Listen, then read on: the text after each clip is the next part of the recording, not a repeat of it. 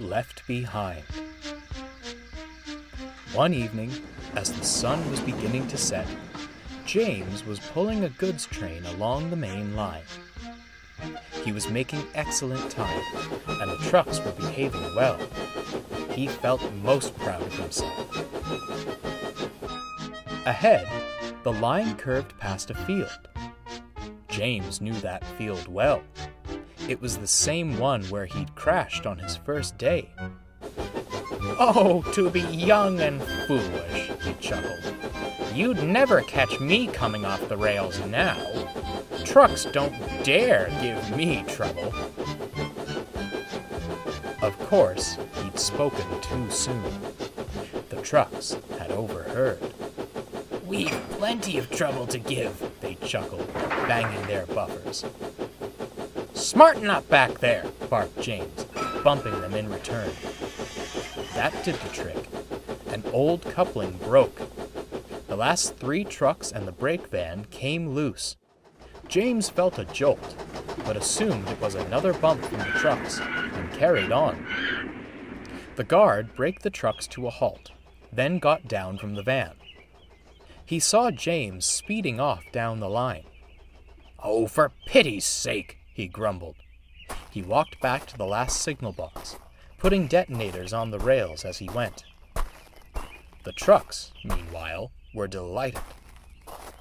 "That'll teach him not to push us around," giggled one. "Why stop there?" smirked another.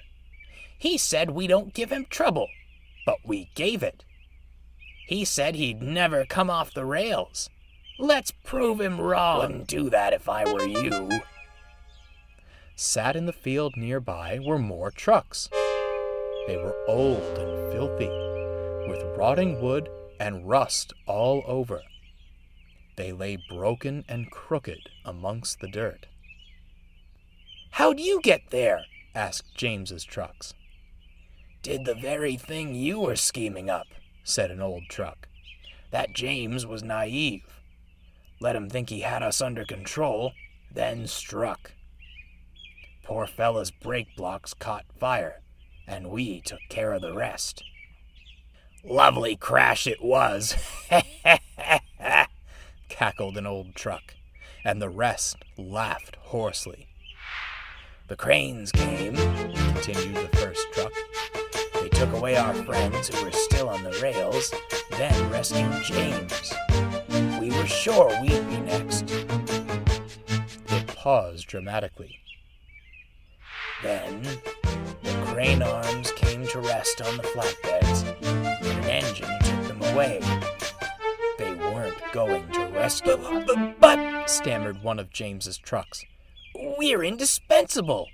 How could they not rescue you?" "Indispensable?" cried an old truck.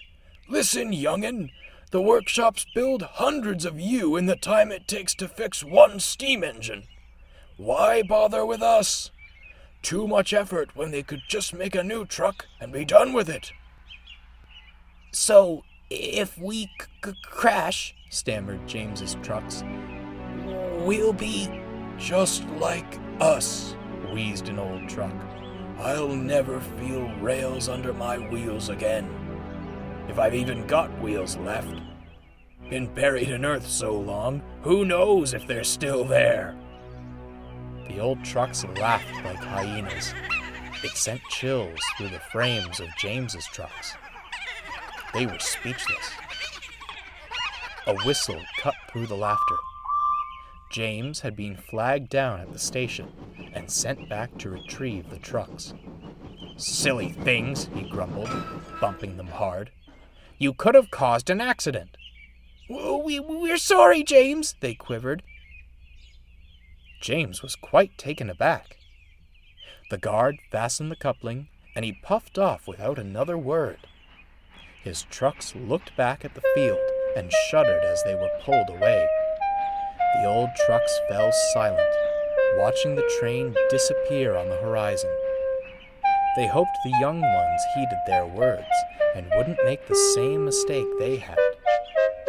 Just then, a crow landed atop one of them. "Heh," the truck chuckled wistfully. "No good as a truck. And no good as a scarecrow either.